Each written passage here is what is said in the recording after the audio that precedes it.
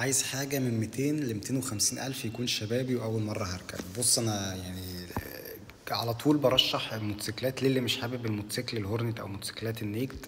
ف 200 و 250 ألف أنا برشح لك حاجة أنا عن نفسي بدأت بيها. كان أول تقريبا موتوسيكل أجيبه في حياتي وهو الاف 4 اي سبورت. أنا بدأت بالاف 4 اي العادي، وبعديها بشويه جبت الاف 4 اي سبورت. سواقته حلوه جدا، موتوسيكل سريع، سرعته بتوصل معاك ل 260 270 لو انت محافظ على الموتوسيكل ومعدل فيه حاجات بسيطه زي فلتر هواء، بوجيهات، شكمان.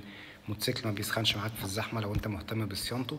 شكله حلو جدا وشبابي، وعندك منه كربراتير وعندك منه انجكشن، فحتى لو انت مش حابب الموتوسيكلات الكربراتير تقدر تركب الانجكشن عادي جدا. الموتوسيكل ده موديله بيبدأ من 2000 لحد 2005 او 2006، مش متأكد من المعلومة دي بس تقريبا 2006. عندك الموتوسيكل في منه 3 اشكال.